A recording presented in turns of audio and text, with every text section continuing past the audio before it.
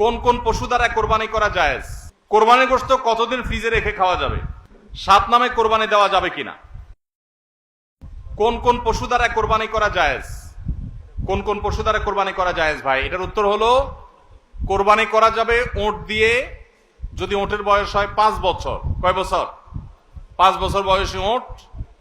আর গরু দিয়ে কোরবানি করা যাবে, মহিষ দিয়েও করা যাবে, যদি গরু মহিষের বয়স হয় 2 বছর।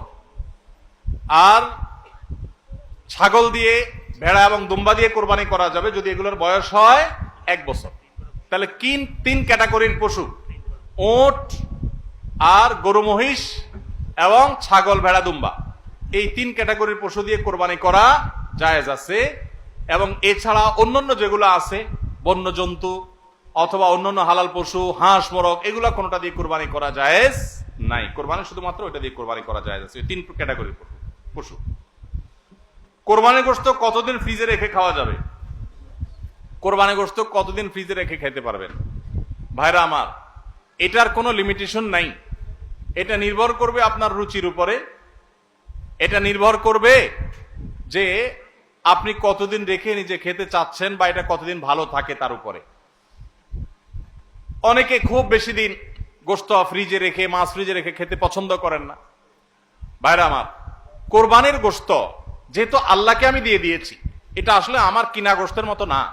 অতএব এখানে আমি যেটুকু পাই ওইটুকুই আমার জন্য বেশি, এই মানসিকতা থাকলে তাহলে গোশতের মধ্যে লাভ লস আর হিসাব করার মানসিকতা আমাদের থাকবে না। কোরবানির পশুর গোশত বেশিরভাগই দান করে দিবেন। আপনি 3 ভাগের 1 ভাগ দান করলেন, 1 ভাগ আত্মীয় স্বজনকে খাওয়ালেন, আরেক ভাগ আপনি রেখে দিলেন। এটা হলো মুস্তাহাব, কিন্তু এটা জরুরি না। কেউ যদি বেশিরভাগও রেখে দেয় তার কোরবানি হয়ে যাবে। উদ্দেশ্য যদি আল্লাহকে খুশি করা হয়, গোশতটা যদি মূল উদ্দেশ্য না হয়। কারোর উদ্দেশ্য হতে পারে যে আমি রেখে দিয়ে পরে আস্তে আস্তে আল্লাহর রাস্তে মানুষকে দিব, গরিব দুঃখীদেরকে রান্না করে খাওয়াবো, নিজেরাও খাবো, তো আলহামদুলিল্লাহ তিনি রাখতে পারেন। এটা কোনো লিমিটেশন নাই যে কোরবানি গোশত এতদিনে বেশি রাখা যায় না, এমন কোনো কথা নাই। আসন্ন কোরবানি নিয়ে যদি কিছু নসিহা পেশ করতেন, আমরা বলে ফেলেছি সেটা। 7 নামে কোরবানি দেওয়া যাবে কিনা? কোরবানি 7 নামে দিবেন কিনা? ভাইরা আমার, কোরবানি মূলত আল্লাহর নামে হবে, এটা আমাদের বলার ভুল। আমরা বলি 7 নামে কোরবানি, আসলে 7 নামে না, 7 জনের তরফ থেকে, 7 ব্যক্তির তরফ থেকে কোরবানি হয়, 7 ব্যক্তির পক্ষ থেকে কোরবানি হতে পারে। গরুতে, ওটে সর্বোচ্চ 7টা ভাগ হতে পারে, 7-এর নিচে হতে পারে, উপরে হতে পারে না। আবার ভগ্নাংশ হবে না, অর্থাৎ 1 ভাগ 2 জনে মিলে নিলে হবে না। বুঝে আসছে কথা? 3 ভাগ হতে পারে, 2 ভাগ হতে পারে, 7 ভাগ সর্বোচ্চ হতে পারে। 7 ব্যক্তির পক্ষ থেকে কোরবানি যথেষ্ট হবে। গরু এবং ওটে, মহিষে, এগুলোতে যথেষ্ট হবে। পরিষ্কার নবী করিম সাল্লাল্লাহু আলাইহি ওয়াসাল্লামের হাদিস রয়েছে।